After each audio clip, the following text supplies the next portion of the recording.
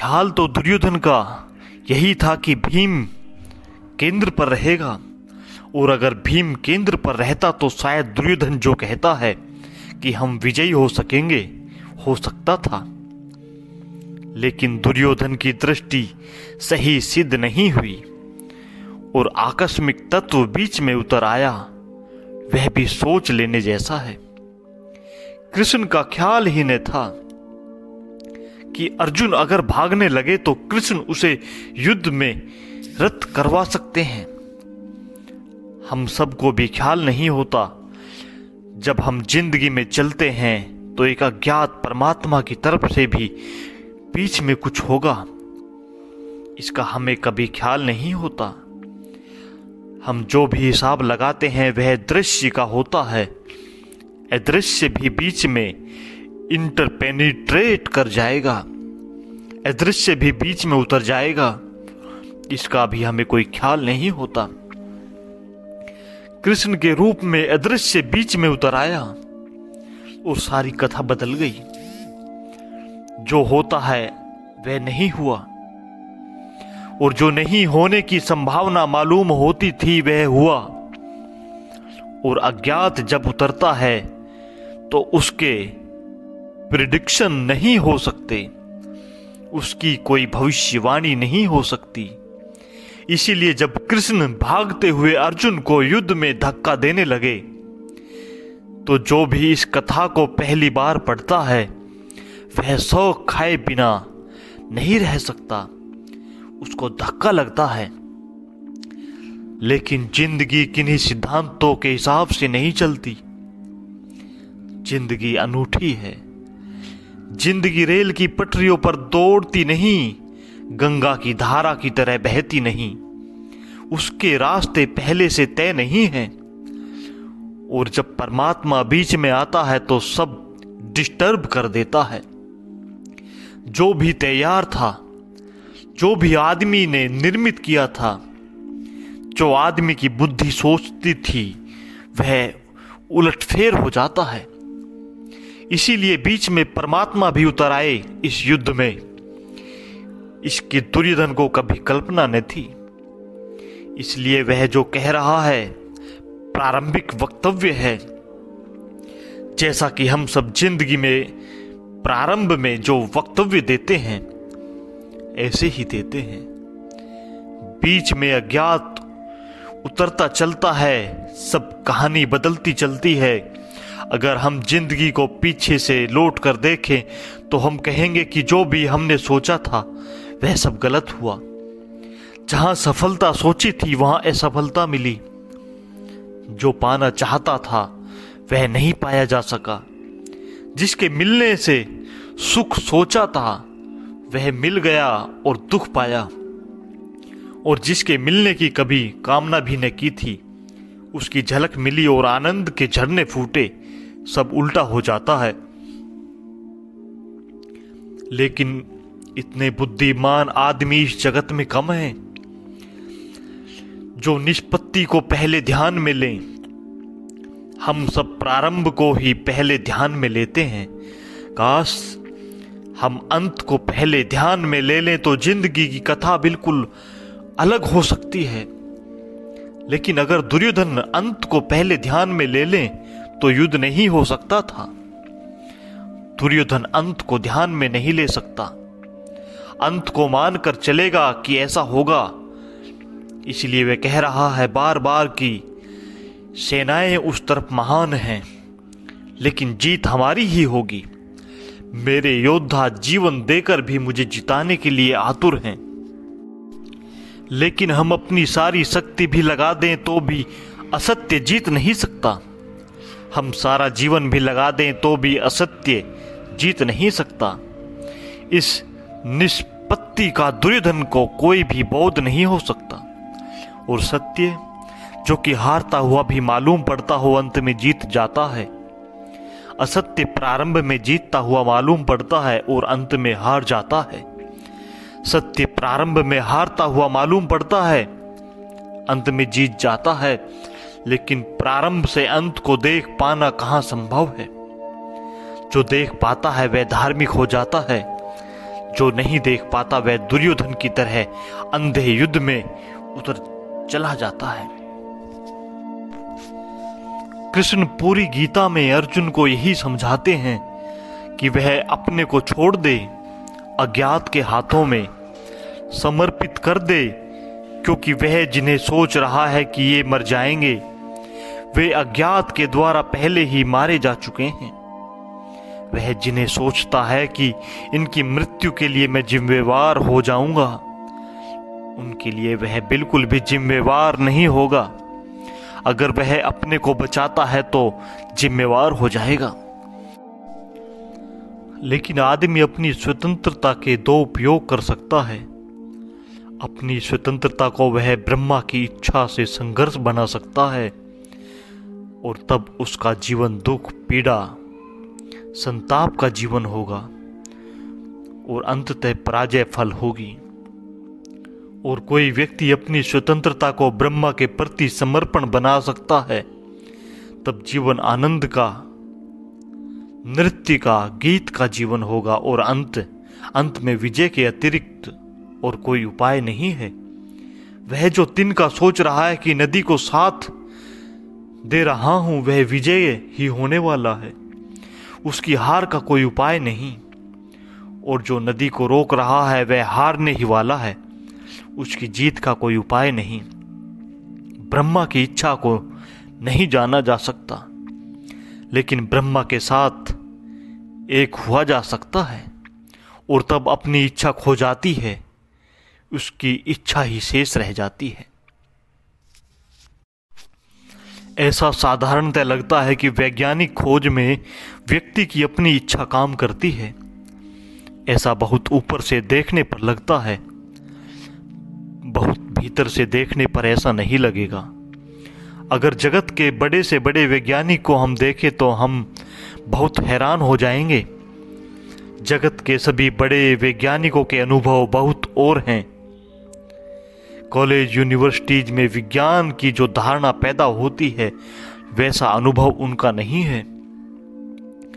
Madam Curie ने लिखा है कि मुझे एक सवाल दिनों से पीड़ित किए हुए है, उसे हल करती हूं और हल नहीं होता। थक गई हूं, परेशान हो गई हूं, आखिर हल करने की बात छोड़ दी और एक रात 2 बजे वैसे ही कागजात टेबल पर अधूरे छोड़कर सो गई और सोच लिया कि अब इस सवाल को छोड़ ही देना है। थक कर नींद आ गई उसे,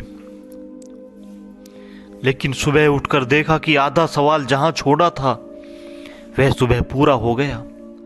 कमरे में तो कोई आया नहीं, द्वार बंद थे और कमरे में भी कोई आकर उसको हल कर सकता था जिसको मैडम क्यूरी हल नहीं कर सकती थी, इसकी भी कोई संभावना नहीं है। नोबेल प्राइज विनर थी वह महिला, घर में नौकर चाकर ही थे, उनसे तो कोई आशा नहीं थी। वह तो और बड़ा मिरेकल होगा कि घर में नौकर चाकर आकर हल कर दें सवाल, लेकिन हल तो हो गया और आधा ही छोड़ा था और आधा पूरा हो गया। तब बड़ी मुश्किल में पड़ गई। सब द्वार दरवाजे देखे, कोई परमात्मा उतर आए, इसकी भी आस्था उसे नहीं हो सकती। कोई परमात्मा ऐसे ऊपर से उतर भी नहीं आया था, लेकिन गौर से देखा तो पाया कि बाकी अक्षर भी उसके ही हैं। तब उसे ख्याल आना शुरू हुआ कि रात वह नींद में सपने में उठी। सपने का उसे याद आ गया कि वह सपने में उठी है। उसने सपना देखा कि वह सवाल हल कर रही है। वह नींद में उठी रात में और उसने सवाल हल किया। फिर तो यह उसकी व्यवस्थित विधि हो गई कि जब कोई सवाल हल न हो तब वह उसे तकिए के नीचे दबाकर सो जाए, रात उठकर हल कर लें।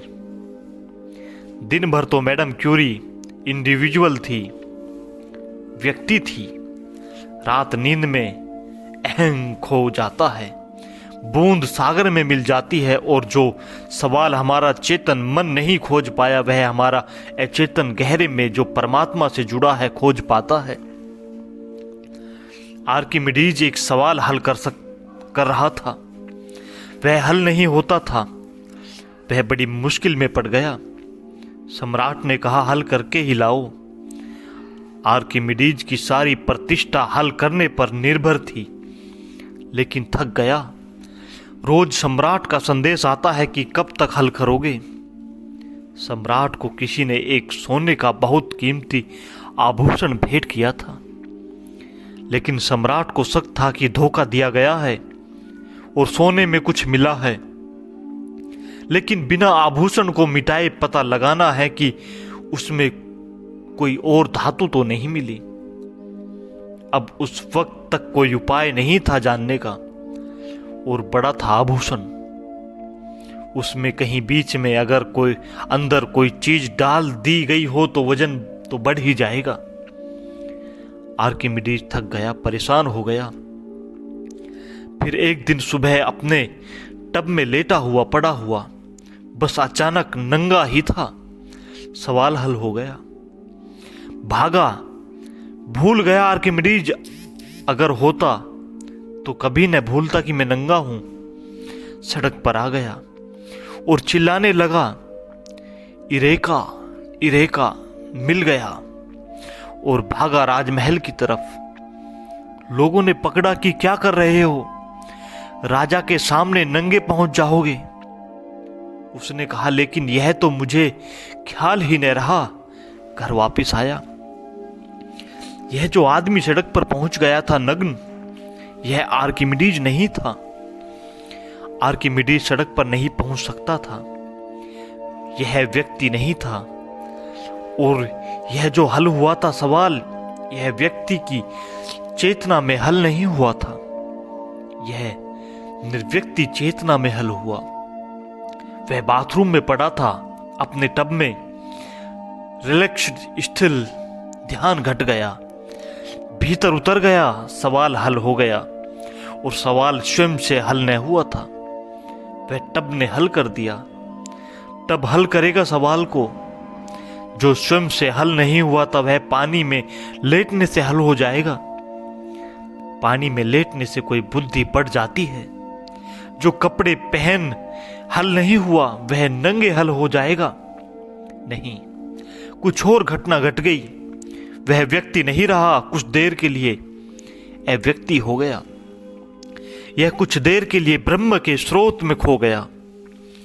अगर हम जगत के सारे बड़े वैज्ञानिकों के, आइंस्टीन के, मैक्स प्लांक के, या एडिंगटन के, या एडिसन के, इनके अगर हम अनुभव पढ़ें तो इन सब का अनुभव यह है कि जो भी हमने जाना वह हमने नहीं जाना। निरंतर ही ऐसा हुआ कि जब हमने जाना तब हम न थे, और जानना घटित हुआ। यही उपनिषद के ऋषि कहते हैं, यही वेद के ऋषि कहते हैं, यही मोहम्मद कहते हैं, यही जीसस कहते हैं। अगर हम कहते कि वेद अपौरुषेय है तो उसका और कोई मतलब नहीं। उसका यह मतलब नहीं कि ईश्वर उतरा और उसने किताब लिखी। ऐसी पागलपन की बातें करने की कोई जरूरत नहीं है। अपौरुषेय का इतना ही मतलब है कि जिस पुरुष पर यह घटना घटी उस वक्त वह मौजूद नहीं था। उस वक्त मैं मौजूद नहीं था जब यह घटना घटी, जब यह उपनिषद का वचन उतरा किसी और पर, और जब यह मोहम्मद पर कुरान उतरी, जब ये बाइबल के वचन जीसस पर उतरे तो वे मौजूद नहीं थे। धर्म और विज्ञान के अनुभव भिन्न भिन्न नहीं हैं, हो ही नहीं सकते, क्योंकि अगर विज्ञान में कोई सत्य उतरता है तो उसके उतरने का भी मार्ग वही है जो धर्म में उतरता है। जो धर्म के उतरने का मार्ग है, सत्य के उतरने का एक ही मार्ग है। जब व्यक्ति नहीं होता तो परमात्मा से सत्य उतरता है। हमारे भीतर जगह खाली हो जाती है, उस खाली जगह में सत्य प्रवेश करता है।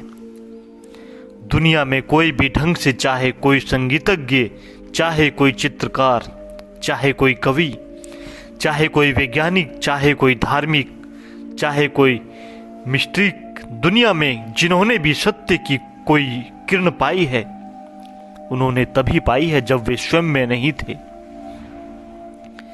यह धर्म को तो बहुत पहले से ख्याल में आ गया, लेकिन धर्म का अनुभव 10,000 साल पुराना है। 10,000 साल में धार्मिक फकीर को, धार्मिक संत को, धार्मिक योगी को यह अनुभव हुआ कि यह मैं नहीं हूं। यह बड़ी मुश्किल बात है। जब पहली दफा आपके भीतर परमात्मा से कुछ आता है तब डिस्टिंक्शन करना बहुत मुश्किल होता है कि यह आपका है कि परमात्मा का। जब पहली दफा आता है तो डामाडोल होता है मन कि मेरा ही होगा, और अहंकार की इच्छा भी होती है कि मेरा ही हो। लेकिन धीरे धीरे जब दोनों चीज़ें साफ होती हैं और पता चलता है कि आप और इस सत्य में कोई तालमेल नहीं बनता, तब फासला दिखाई पड़ता है, डिस्टेंस दिखाई पड़ता है। विज्ञान की उम्र नहीं है अभी 200-300 साल, लेकिन 200-300 साल से वैज्ञानिक विनम्र हुआ। आज से लगभग 100 साल पहले वैज्ञानिक कहता था कि जो खोजा वह हमने खोजा। आज नहीं कहता। आज वह कहता है कि हमारी सामर्थ्य के बाहर मालूम पड़ता है सब। आज का वैज्ञानिक उतनी ही मिस्टिसिज्म की भाषा में बोल रहा है, उतने ही रहस्य की भाषा में जितना संत बोले थे। इसीलिए जल्दी न करें और 100 साल और वैज्ञानिक ठीक वही भाषा बोलेंगे जो उपनिषद बोलते हैं। बोलनी ही पड़ेगी वही भाषा जो बुद्ध बोलते हैं। बोलनी ही पड़ेगी वही भाषा जो अगस्तीन और फ्रांसिस बोलते हैं। बोलनी पड़ेगी इसलिए जितना जितना सत्य का गहरा अनुभव होगा उतना उतना व्यक्ति का अनुभव क्षीण होगा, और जितना सत्य प्रकट होता है उतना ही अहंकार लीन होता है। और एक दिन पता चलता है कि जो भी जाना गया है वह प्रसाद है, वह ग्रेस है, वह उतरा है, उसमें नहीं हूँ, उसमें मैं बिल्कुल भी नहीं हूँ। और जो जो मैंने नहीं जाना उसकी जिम्मेवारी मेरी है, क्योंकि मैं इतना मजबूत था कि जान नहीं सकता था। मैं इतना गहन था कि सत्य नहीं उतर सकता था। सत्य उतरता है खाली चित्त में, शून्य चित्त में, और असत्य उतारना हो तो मैं की मौजूदगी जरूरी है। विज्ञान की खोज को बाधा नहीं पड़ेगी। जो खोज हुई है वह भी अज्ञात के संबंध से ही हुई है, समर्पण से हुई है, और जो खोज होगी आगे भी वह समर्पण से ही होगी। समर्पण के द्वार के अतिरिक्त सत्य किसी और द्वार से न आया।